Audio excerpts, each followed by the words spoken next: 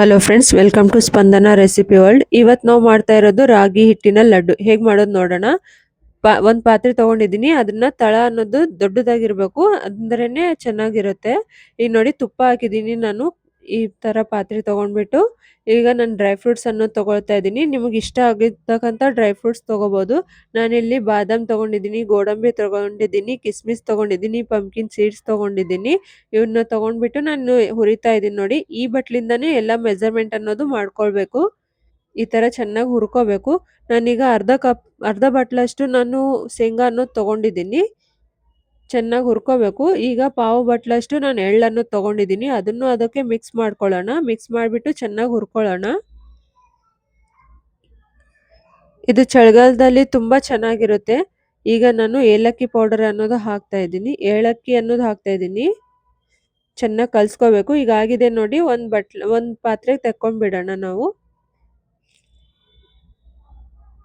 ಈ ತರ ತೆಕ್ಕೊಂಡ್ಬಿಟ್ಟು ಈಗ ಮತ್ತೆ ಅದೇ ಬಾಣಲಿಯಲ್ಲಿ ತುಪ್ಪ ಹಾಕ್ತಾ ಇದೀನಿ ನೋಡಿ. 2 ಟೇಬಲ್ ಸ್ಪೂನ್ ಅಷ್ಟು ನಾನು ತುಪ್ಪ ಹಾಕಿದ್ದೀನಿ. ಈಗ 4 ಬಟ್ಲಷ್ಟು ನಾನು ಹಿಟ್ಟನ್ನೋದು ಹಾಕ್ತಾ ಇದ್ದೀನಿ. ಇದೇ ಬಟ್ಲಿಂದ 4 ಬಟ್ಲು ಹಾಕಿದ್ದೀನಿ ನಾನು ಹಿಟ್ಟನ್ನೋದು. ಈಗ ಚೆನ್ನಾಗಿ ಕಲ್ಸ್ಕೊಳ್ಳೋಣ.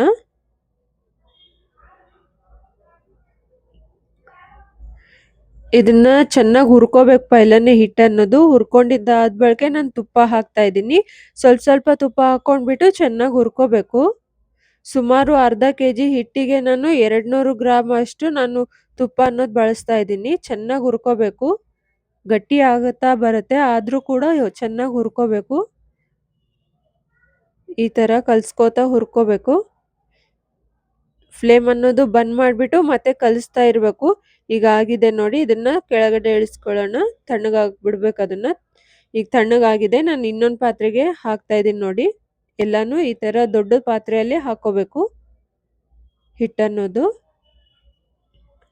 ತಣ್ಣಗೆ ಮಾಡ್ಕೋಬೇಕು. ಅದನ್ನ ತಣ್ಣಗಾಗಿದೆ ನೋಡಿ. ಈಗ ಚೆನ್ನಾಗಿ ಅದನ್ನ ಕಲ್ಸ್ಕೊಳ್ಳೋಣ ನೋಡಿ. ಈ ತರ ಕಲ್ಸ್ಕೋಬೇಕು ಅದನ್ನ. ಈಗ ನಾನು ಇದಕ್ಕೆ ಅವಾಗ ಹುರ್ಕೊಂಡಿದ್ವಲ್ಲ, ಅದನ್ನ ಪುಡಿ ಮಾಡ್ಕೊಂಡಿರೋದು, ಆ ಪೌಡರ್ ಅನ್ನೋದು ನಾನು ಇದಕ್ಕೆ ಮಿಕ್ಸ್ ಮಾಡ್ತಾ ಇದ್ದೀನಿ. Dry fruits powder.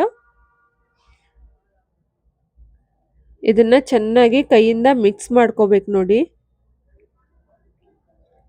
ಚೆನ್ನಾಗಿ ಮಿಕ್ಸ್ ಮಾಡ್ಕೋಬೇಕು. ಈಗ ನಾನು ಬೆಲ್ಲ ಅನ್ನೋದು ತಗೊಂಡಿದ್ದೀನಿ. ಅದನ್ನು ಕೂಡ 200 ಗ್ರಾಮ್ ಅಷ್ಟು ಬೆಲ್ಲ ತಗೊಂಡಿದ್ದೀನಿ. ಅದನ್ನ ನಾನು ಅರ್ಧ ಭಾಗ ಈಗ ಹಾಕ್ತೀನಿ, ಅರ್ಧ ಭಾಗ ಆಮೇಲೆ ಹಾಕ್ತೀನಿ.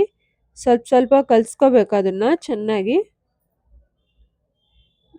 ನೋಡಿ, ಇನ್ನೊಂದು ಅರ್ಧ ಭಾಗ ಅನ್ನೋದು ಈಗ ಹಾಕ್ತಾ ಇದ್ದೀನಿ. ಅದನ್ನು ಕೂಡ ಚೆನ್ನಾಗಿ ಮಿಕ್ಸ್ ಮಾಡ್ಕೋಬೇಕು. ಈ ತರ ಮಿಕ್ಸ್ ಮಾಡ್ಕೋಬಹುದು ಕೈಯಲ್ಲಿ, ಇಲ್ಲಾಂದ್ರೆ ಮಿಕ್ಸಿ ಆದ್ರೂ ಮಾಡ್ಕೋಬಹುದು. ಒಂದ್ ಟೈಮ್ ತಿರ್ಗಿಸ್ಕೊಂಡ್ರೆ ಚೆನ್ನಾಗಿ ಈ ತರ ಪುಡಿ ಬರುತ್ತೆ ನೋಡಿ. ಈಗ ನಾವು ಇದನ್ನ ಉಂಡೆ ತರ ಕಟ್ಕೊಳ್ಳೋಣ.